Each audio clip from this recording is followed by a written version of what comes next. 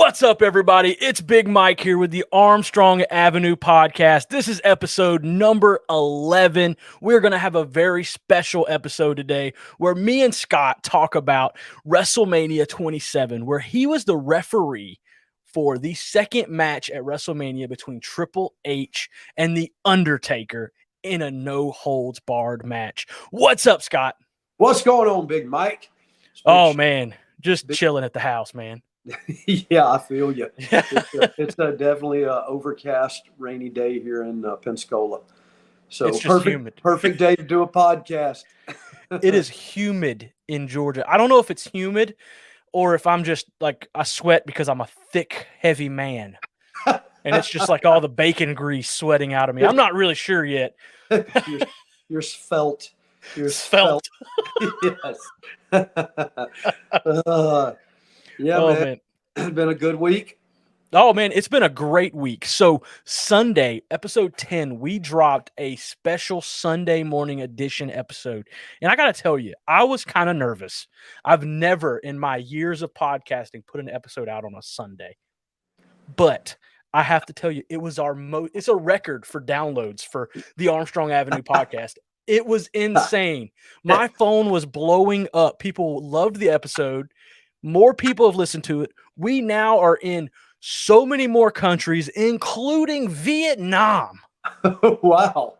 The Vietnamese people are contacting me and saying, hey, we love the podcast. We want to hear more of it. At least I think that's what they're saying. I don't speak Vietnamese. Yeah, I don't either. They could be telling me, we hate the podcast. We want you to talk about Vietnam.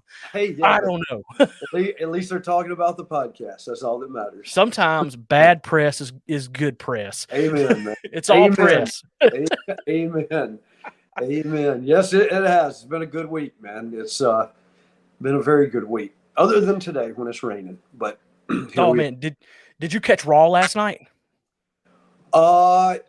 I did catch a little bit of Raw, the beginning of it, and got to see them. They're putting together the women's tag team tournament for the tag titles, and it was really cool to see the representation from NXT, because a lot of times NXT is kind of not really given the opportunity they should get.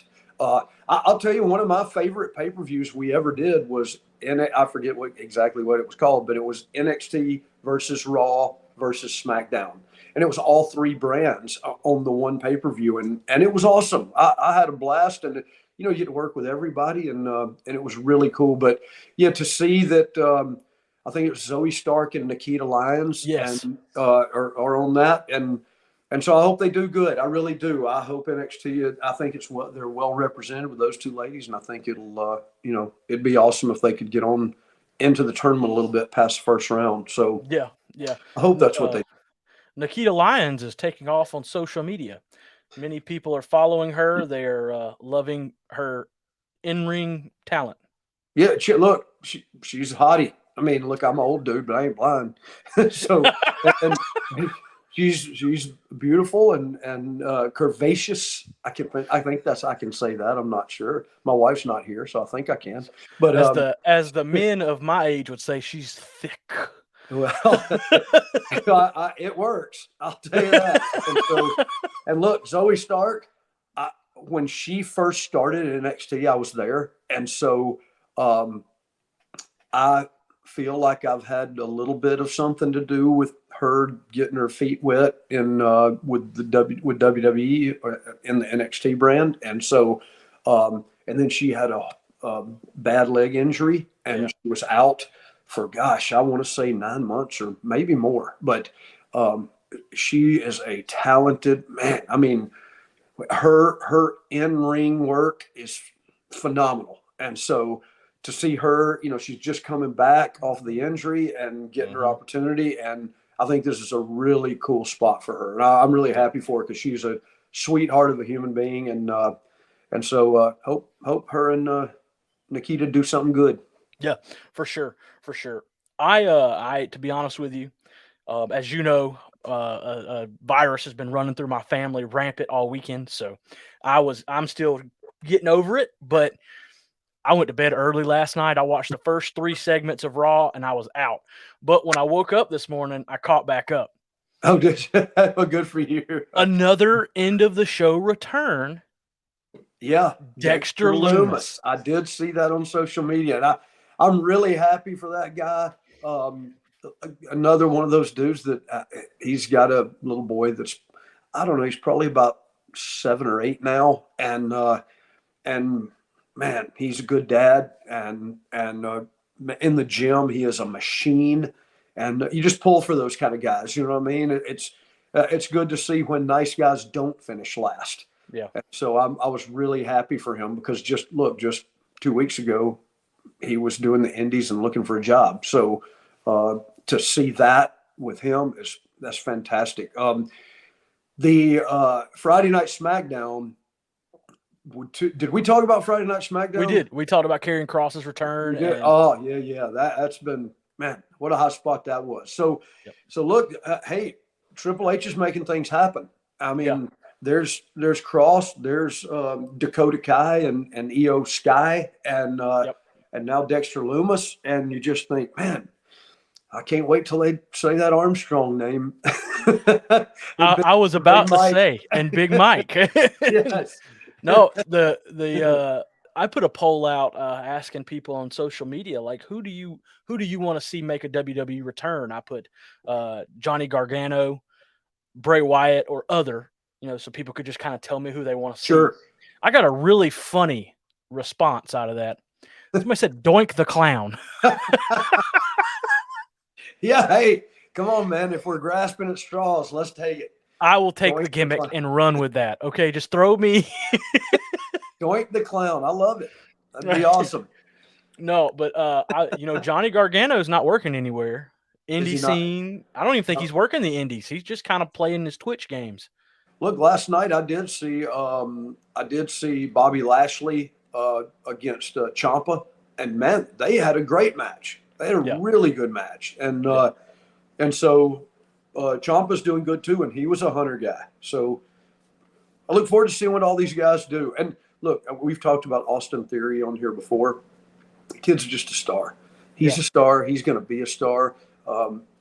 Heaven forbid he would have any type of injuries, and I don't even want to jinx that. Look, we're in an industry where you have injuries. Simple as that. And so there's a young lady that's not with WWE named Nixon Newell, and she worked with WWE for a while at NXT. She went up, pulled up to main roster. Another injury, I believe. And anyway, I've seen her name on social media thrown around the last couple of days, and I thought, well, that would really be cool to one time, me and my wife were in a restaurant in Orlando, and we're eating, and I look over, and it's Nixon Newell, and it's Shayna Baszler and Dakota Kai, and they're sitting in a booth away from everybody. And they were big NXT stars at the time, all of them. And so, except Nixon had knee surgery, so she was on crutches. So I told the waitress, I said, hey, take my bill over there to those girls and say, hey, this guy over here, he said he's y'all's hero, and he wondered if you would pay the bill.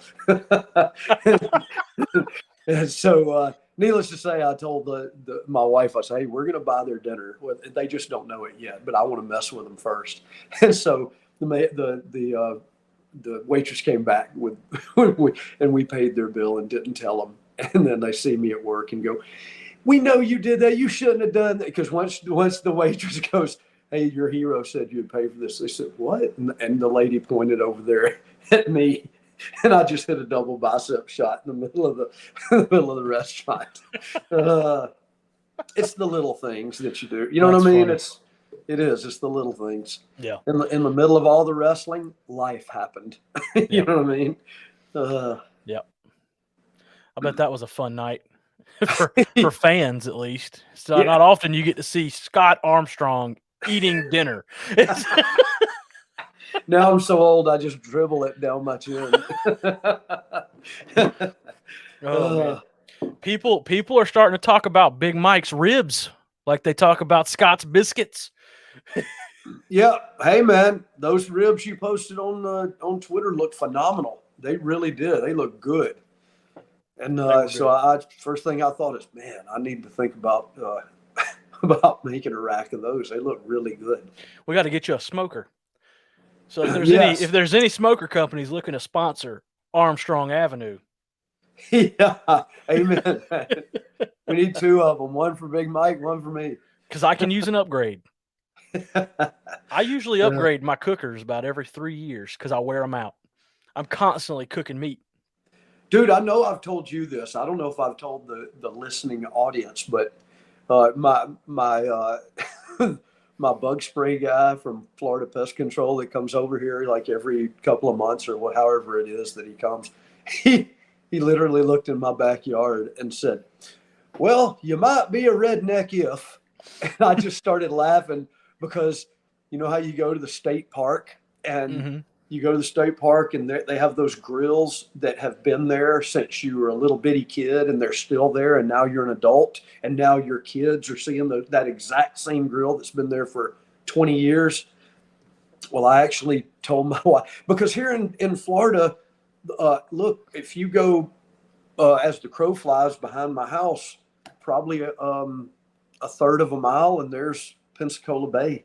And if you go uh, about a half a mile the other from the front of my house, well, then there's the Gulf of Mexico. So you just go, man, all that salt air. About every 3 years, I was having to buy a new grill. Same thing, but it would rust out. Yeah. And so I told, and my wife is she does not want a steak broiled in the oven. And Oh I no. could eat that all day, but she wants it charcoal, the flavor, the whole. So what did I do? I literally called Pilot Rock is the name of the company. Hey, Pilot Rock, if you're listening, you could be a sponsor. And so I called and they said, "Oh yeah, we got them.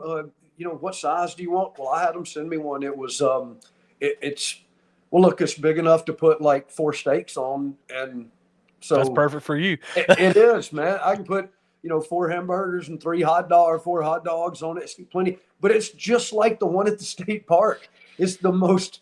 You just go out there and clean it off, and you go to town. And so my bug spray guy, when he said, "You might be a redneck if," and I just started laughing. I said, "Dude, I was born in Georgia. You know that, right?"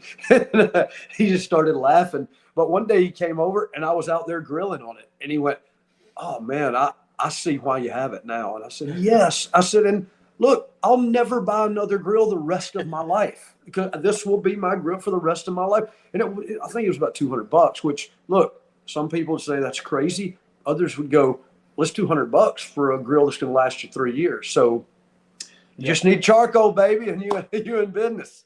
Heck yeah, man. I have I cooked love it. some amazing food on those types of grills. Oh, they're the best, man. They're the They best.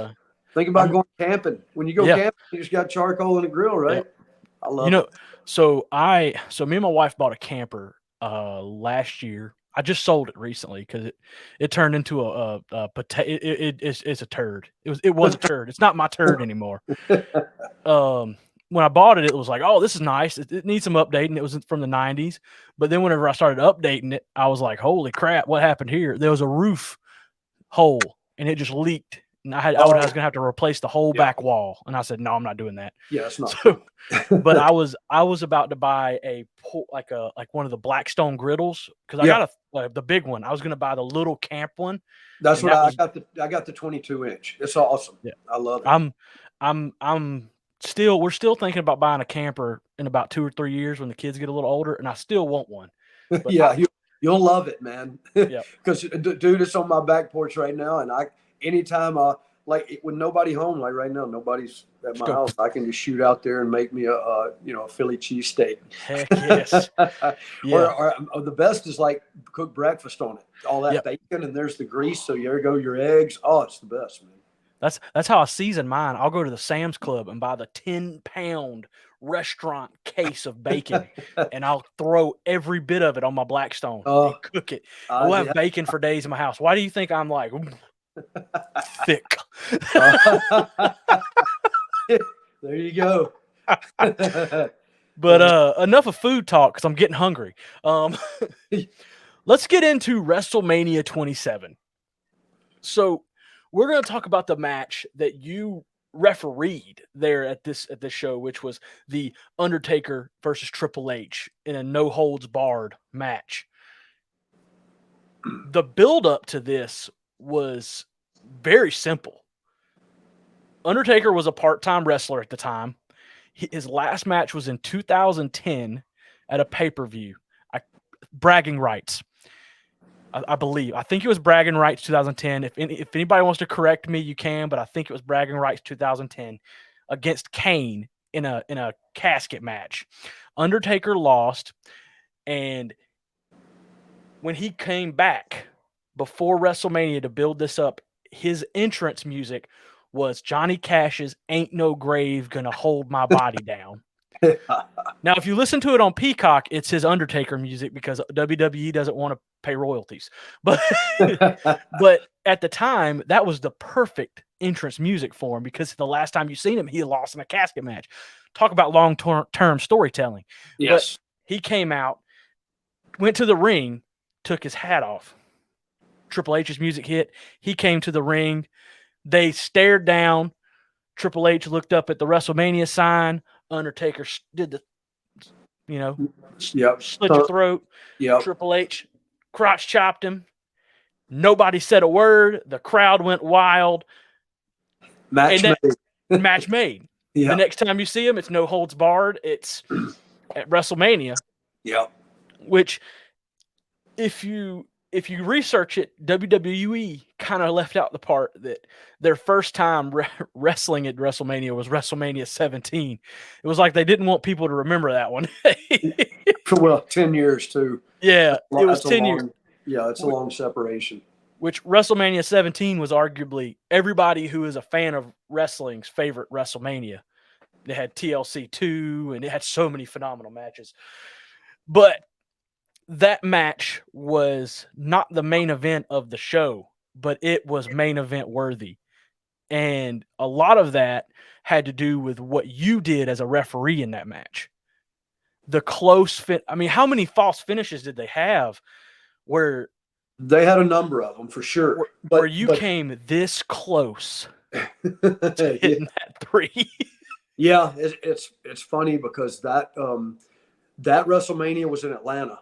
And so I was, was born Marietta, which is probably 18 miles from that arena. And my dad, his entire career was in Atlanta, and that's where he was inducted into the WWE Hall of Fame. And so the whole weekend, look, I was asked if I would want to do the match. That I was told, hey, Taker and Hunter would like for you to be their referee for this match. And, hey, man, how honored can you be to be asked for by those two guys? I mean, two of the best that will ever have put on wrestling boots. And so I was truly honored, but to be a part of it, not just in that capacity and be honored for that, but our dad to be inducted into the Hall of Fame. It was such a huge weekend for the Armstrong family, and my mom was there, all our wives and kids, and it was just the kids to see.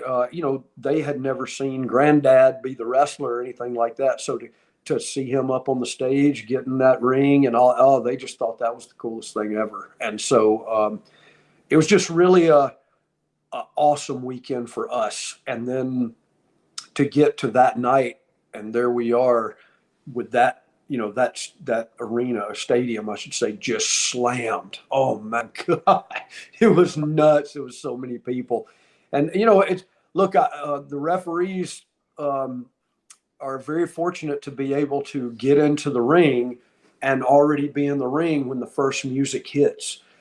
So you get to feel that crowd see Triple H. I think he came out first, and so you get to feel that crowd seeing him for the first time when he comes out, and you just hear them start just getting louder and loud, and you just for me, I stood there going, my God, what did I do right in my life to be standing here right now? I don't know. I don't know how it happened, but I sure am thankful for it. And so then, he has a long entrance and he comes to the ring, and the whole time I'm just trying to think about myself, like, breathe, Scott, just breathe, because it was a huge moment. And then Undertaker, you hear the dong.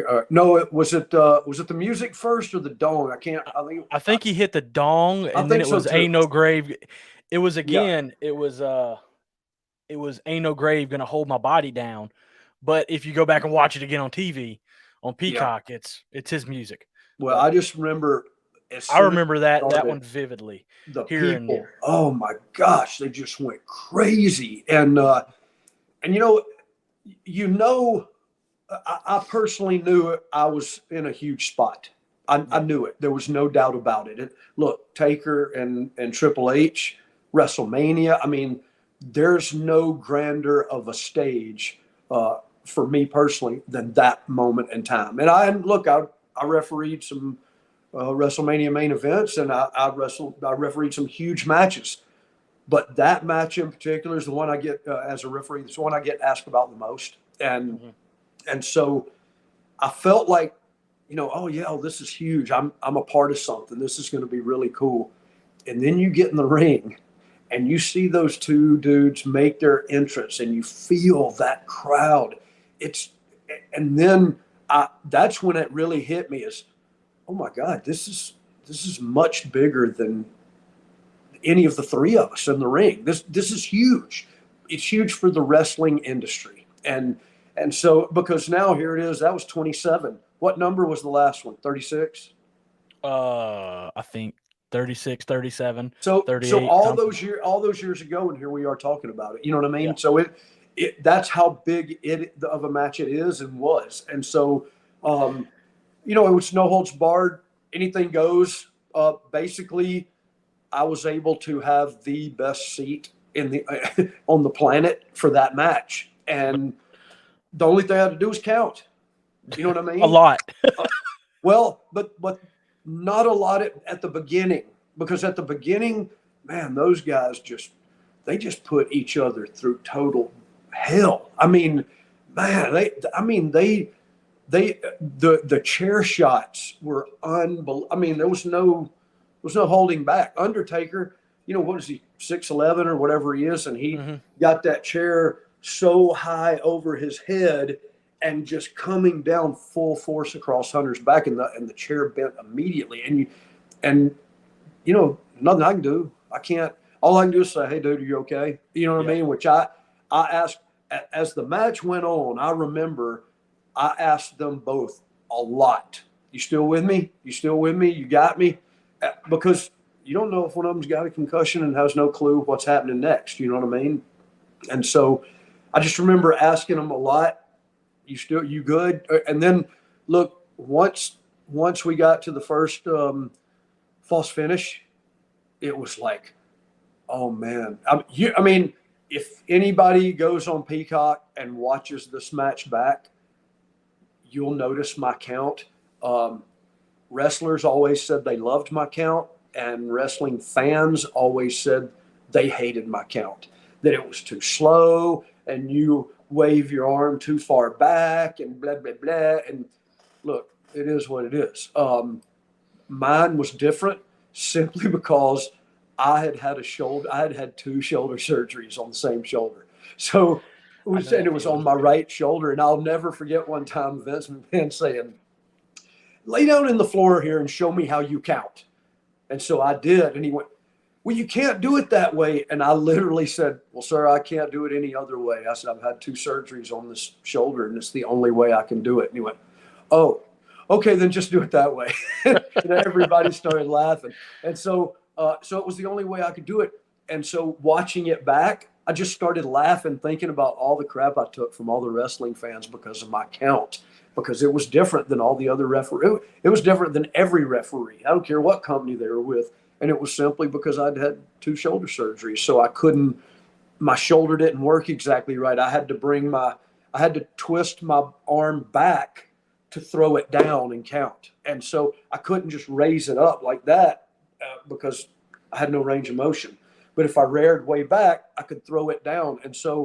Um, and so as I'm watching this match, Mike, that 27, as I'm watching it back the other day, it hits me what's going on as far as the drama that is in a referee's 3 count or 2 count or whatever it is.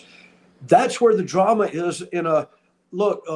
Nick Patrick, one of the best referees I've ever been able to learn from or be in the ring with or anything.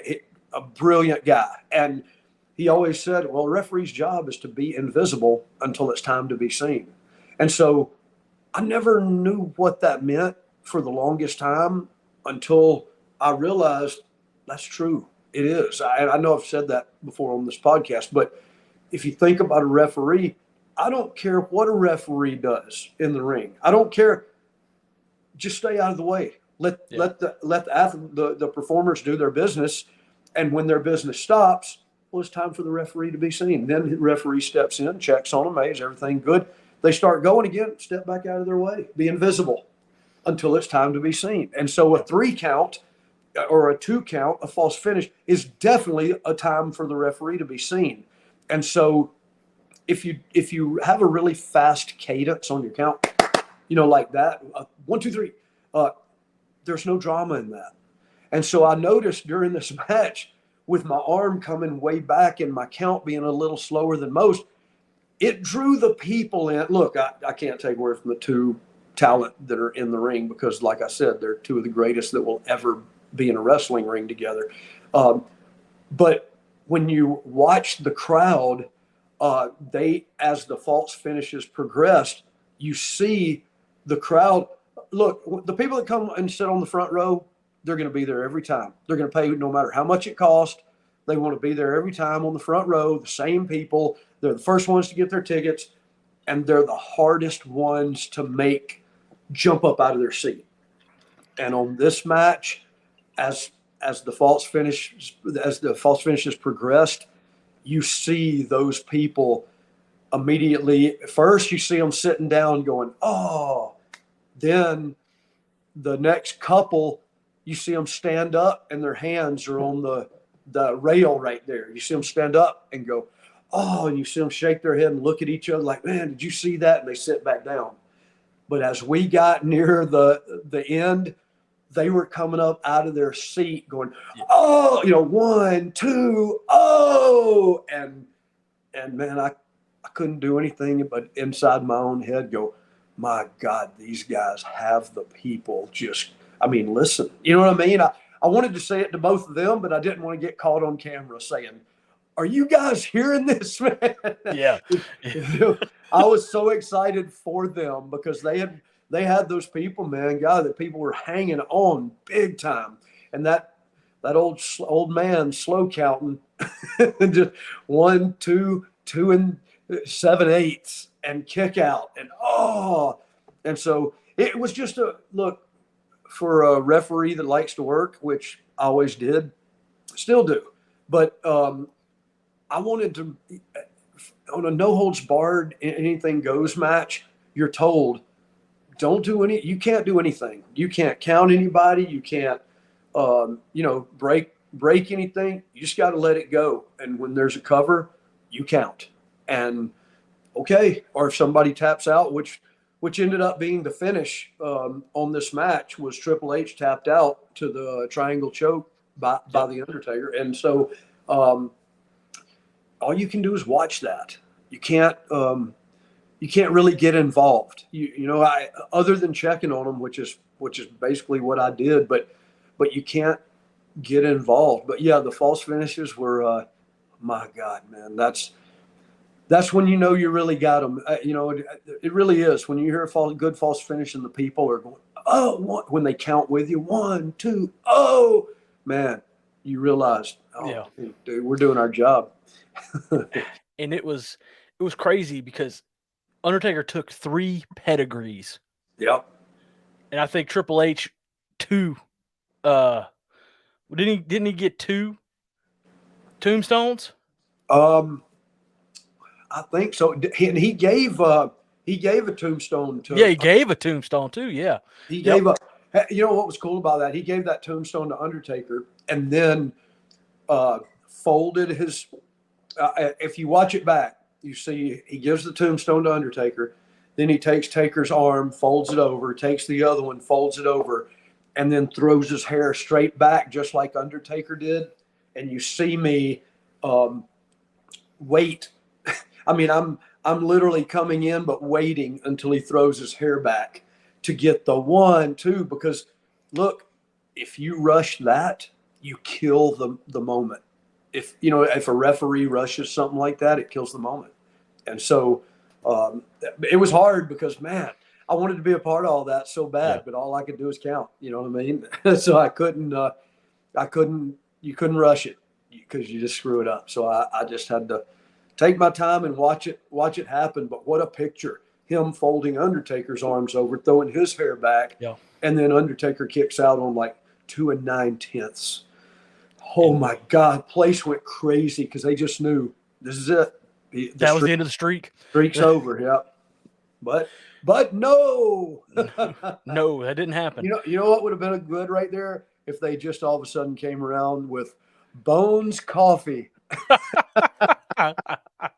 How's that for a segue? Oh yeah, Bones Coffee, the coffee of the Armstrong Avenue podcast. Use code Armstrong for 15% off. That's exactly right. It's good coffee. I ain't lying. It is. It is. Order up. Use code Armstrong. Save 15%. And you want to know what makes things better for me whenever I watch it back? JR was the voice of wrestling for me growing up. Yep. And at the time, I think he had stepped away from commentary, but he came back because Michael Cole had a match. Yeah, it was it the same night? That was the same night. Michael Cole and Jerry the King Lawler had a match. But JR got to he was able to do commentary for that match, and that made it for me, the viewer, even better. Especially sitting there watching it as a kid or a teenager at my grandparents' house. Because every year for Wrestlemania, my Nana and Pawpaw would rent Wrestlemania or buy the pay-per-view. And we would go, and Papa John's Pizza would be sitting on the counter, and I would be in there, Nana would be in there, and Pawpaw would be in the chair. And you want to know who was the wildest one in the house watching it? Grandma. Nana. Lord bless her soul. I miss her every day. She had a bad hip, but I tell you, she'd be on the edge of the couch just screaming and cussing, and she'd come off that dang couch so fast. And it just watching it took me back to that moment. And that's awesome, man.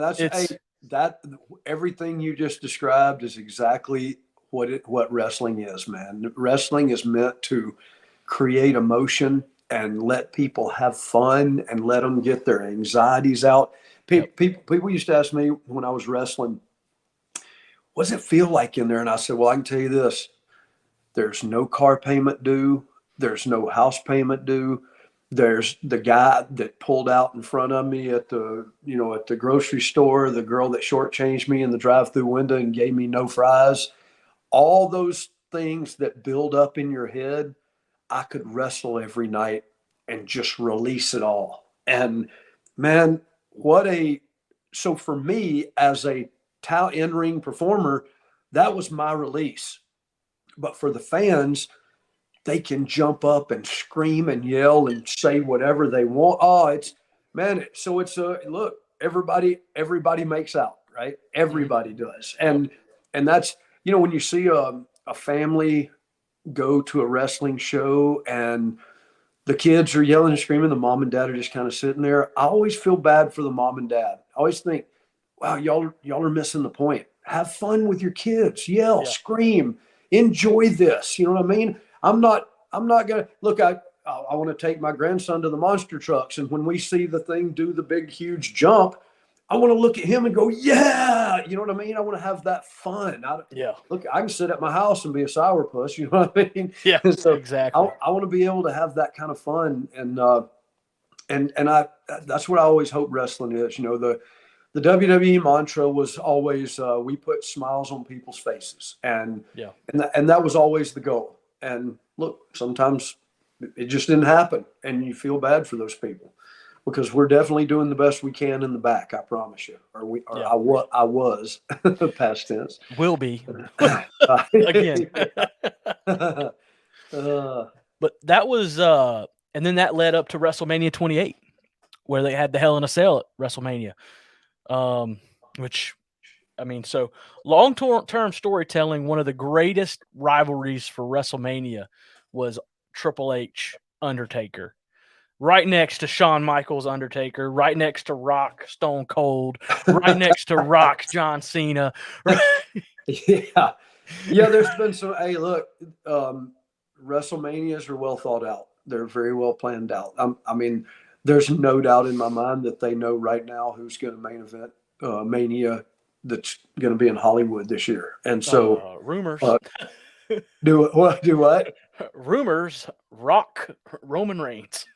Yeah. Hey, look, that's the rumor mill, and that'd be great because it's Hollywood, so that it works. But I promise you, they know. And so,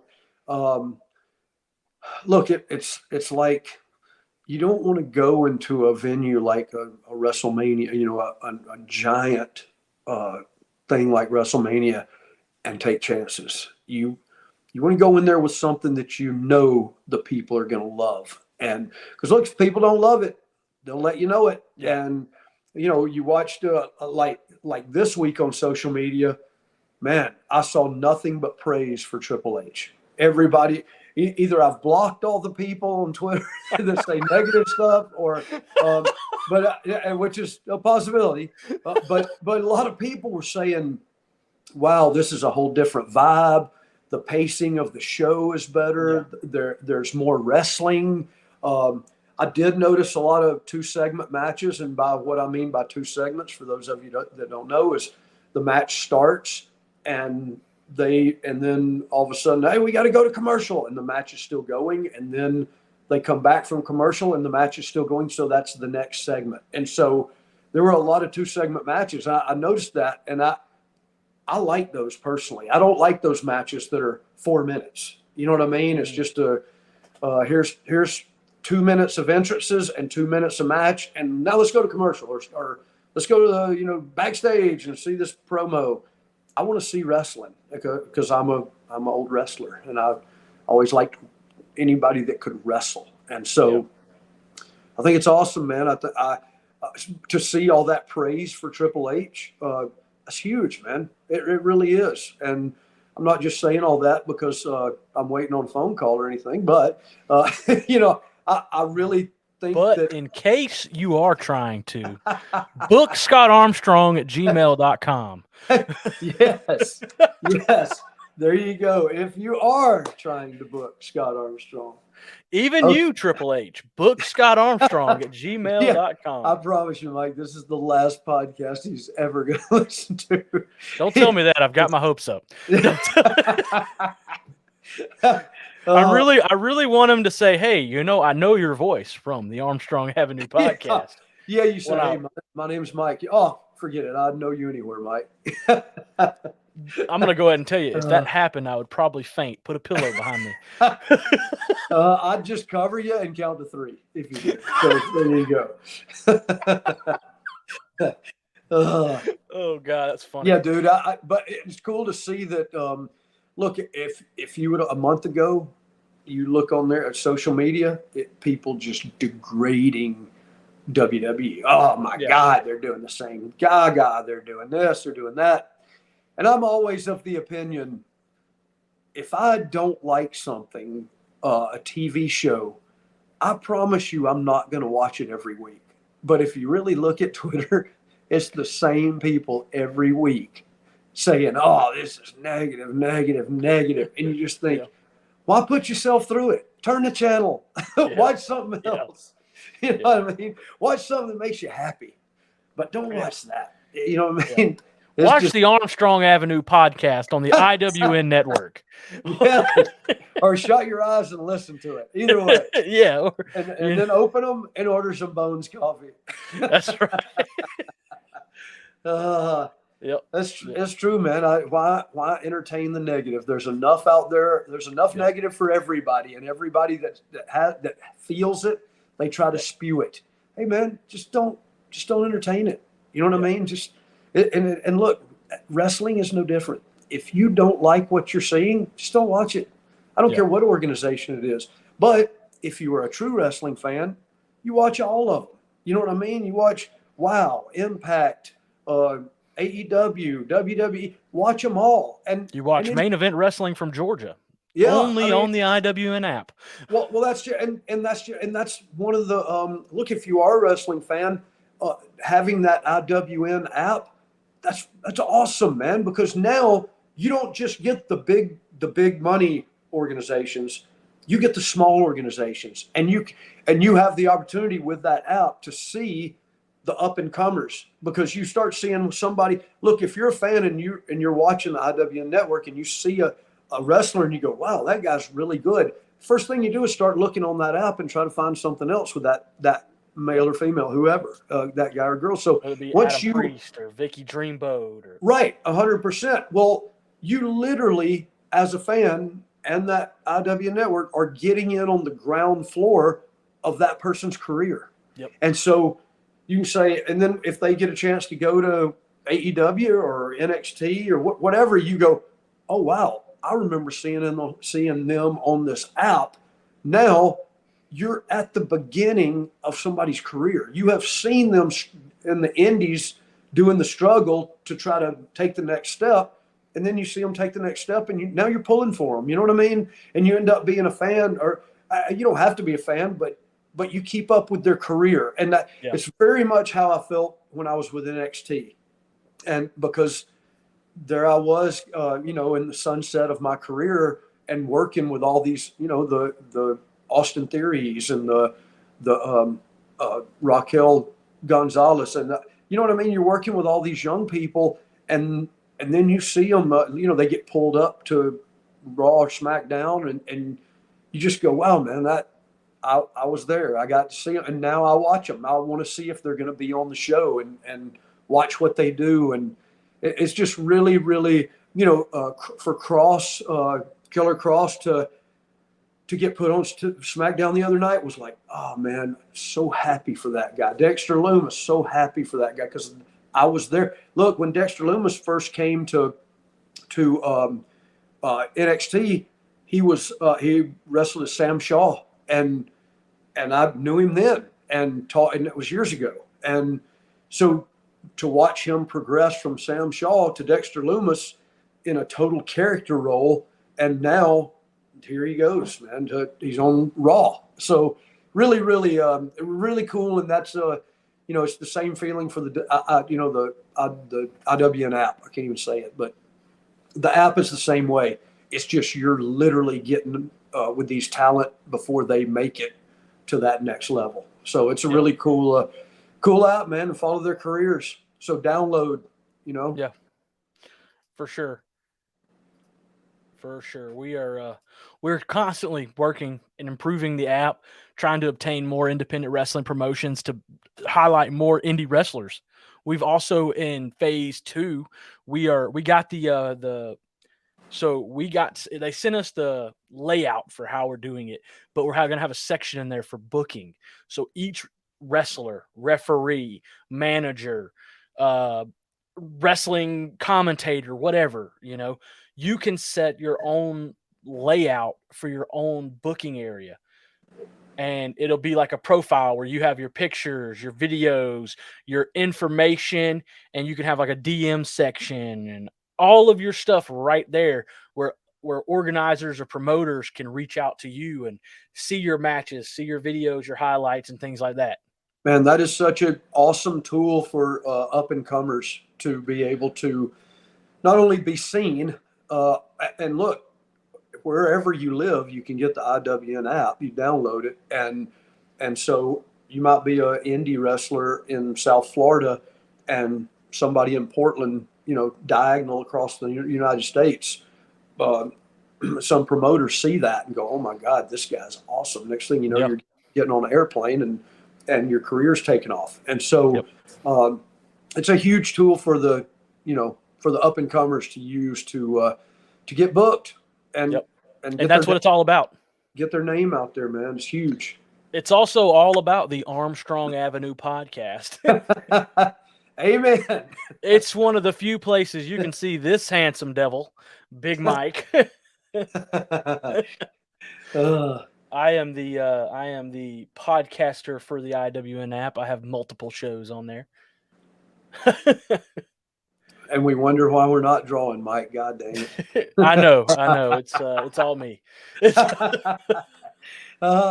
No, hey, look, I didn't get to comment, but the Sunday morning drop, like, I know we were both very skeptical about that, thinking, well, and then I remember later in the day saying, hey, you know what? I'm going to try to stay positive about this, but I'm definitely interested. So later in the day, can you let me know how we did? And then you text me and said, hey, dude, we've just done the biggest one-day download since we started.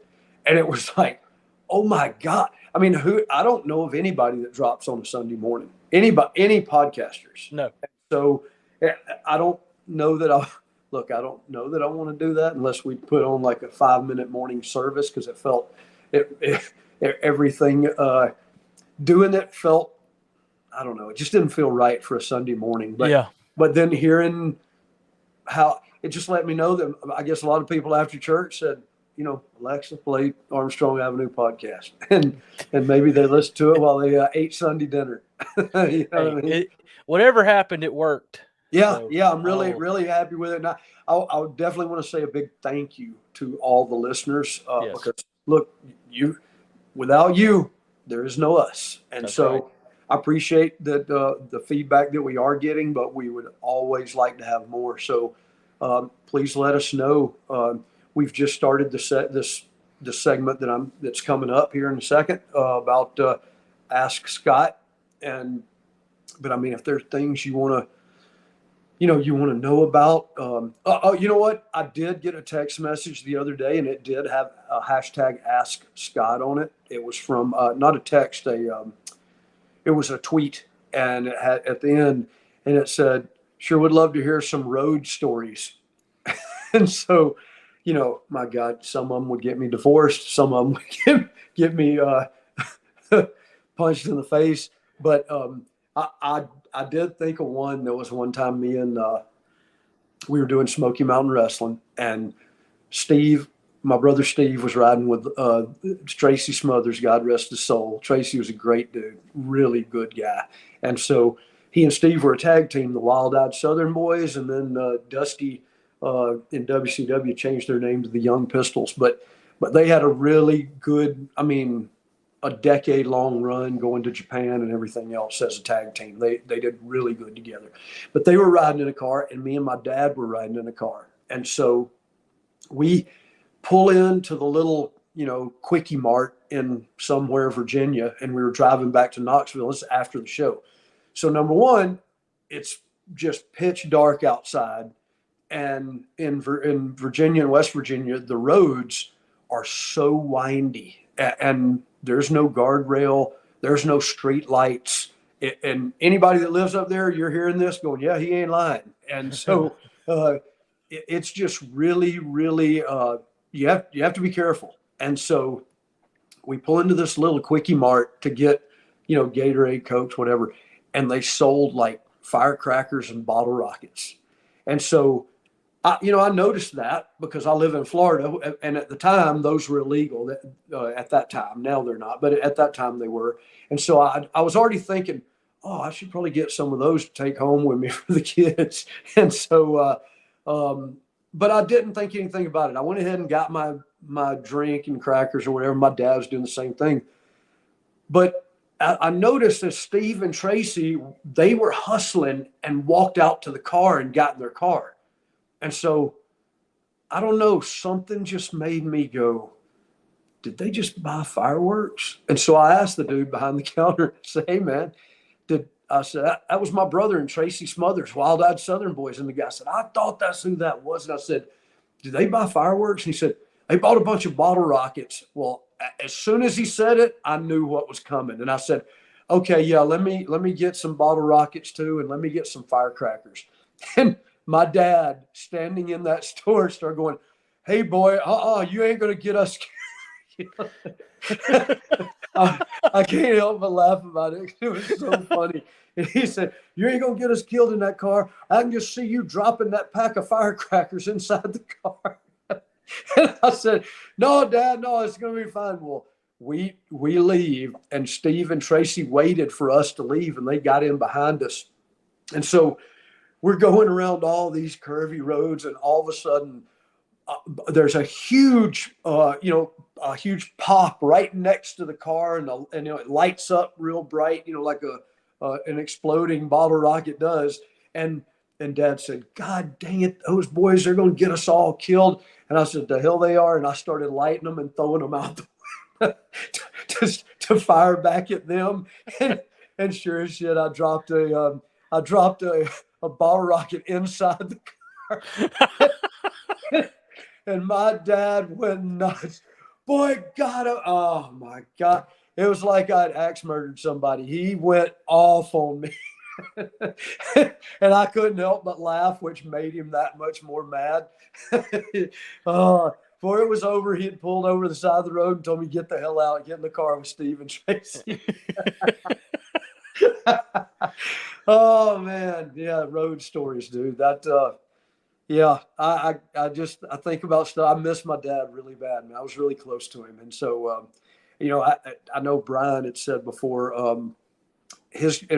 Brian Road Dog, his career came later after my dad was kind of done. I mean, he still wrestled a little bit, but not like I did with me and Brad and Steve, because we were on the road, the territory days, 6 nights a week, and so we traveled all together, and so. I knew my dad as Dad, but I also knew him as one of the boys, and a traveling buddy, and the guy I went to when I had an issue, like, "Hey, how would you handle this?" or whatever. And so uh, I miss him. But that night, I was happy to get out of that car because he was pissed. Oh God dang, Bullet Bob, he's gonna go nuts on me.